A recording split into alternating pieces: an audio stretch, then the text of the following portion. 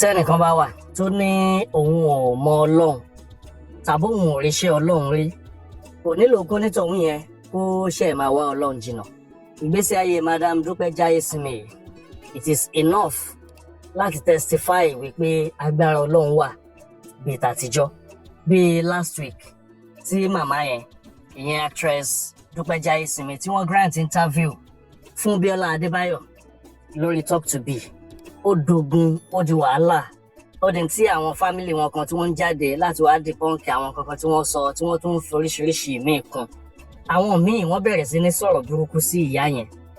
Ṣùgbọ́n nǹkan méjì pàtàkì ni mo rí wípé ó farahàn nínú interview tí màmá yẹn grant tó jẹ́ ẹ̀dùn ọkàn wọn.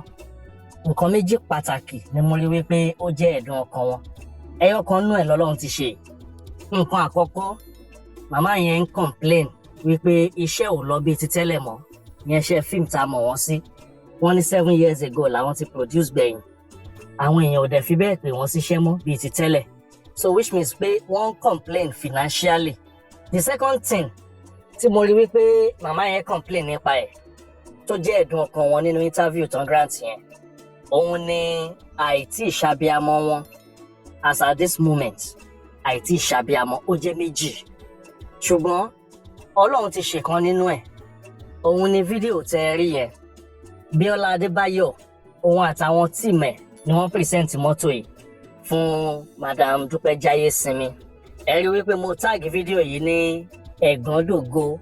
Nígbà míì àwọn ẹlòmíì máa ń léèyàn bọ́rọ̀ débi wípé àwọn á rò wípé ní táwọn ń ṣe àwọn ń fìyà jẹ èèyàn ni, tàbí àwọn ń ṣe inúnibíni sí i, tàbí àwọn fẹ́ bà tiẹ̀ jẹ́, láìmọ̀ wípé Ọlọ́run ní ọ̀nà tó ń gbé ọ̀nà ẹ̀ gbà.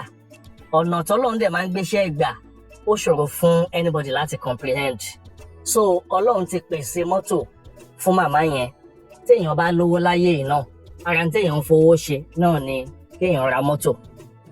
Ó máa ń jẹ́ kí ìgbésí ayé yàn kó dẹrùn ju ti àtẹ̀yìnwá lọ.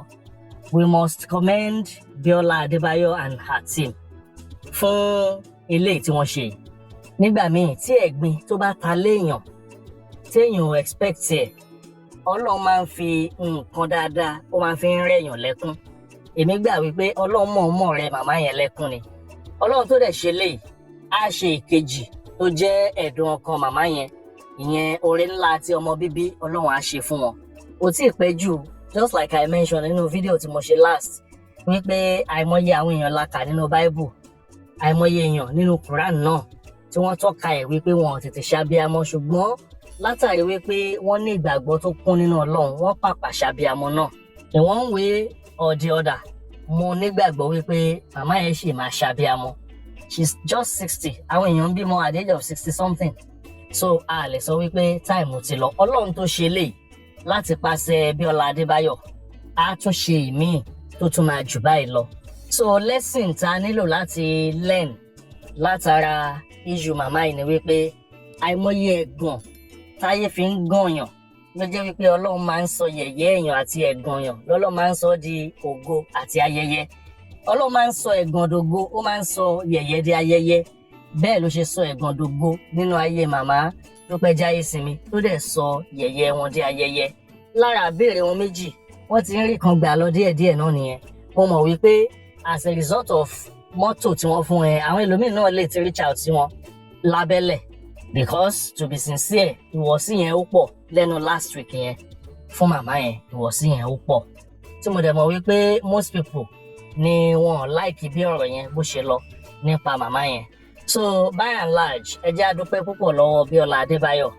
Àkọ́kọ́ náà, òun ló mú ọ̀rọ̀ wọn wá sí gbangba tá a fi rí báyìí. Ẹ̀kejì, nípasẹ̀ náà ni mọ́tò yìí ló tún ti wá.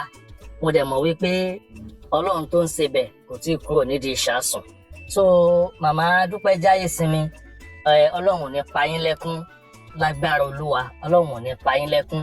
Gbogbo àwọn tó ń ṣẹ̀yìn, gbogbo àwọn tó ń kọsẹ̀ lára yín, tí wọ́n sọ̀rọ̀ lòdì sí yín, tí wọ́n sọ̀rọ̀ àlùfàǹṣá, ẹ fi ṣó sùn kẹ́ ẹ fi para, nítorí wípé blessing Ọlọ́run tó máa rọ́pò gbogbo ẹ̀gbin èyí tó ta lé yín látẹnu last week yẹn ó ń bọ̀. Díẹ̀ lẹ́sìrí yìí ó sì ń bọ̀ pẹ̀lú ògo Ọlọ́run. Once again, congratulations, Madam Dupe Jaiyesimi, and thank you very much. Thank you. Biola Adebayo, God bless you. God bless us all. Amen.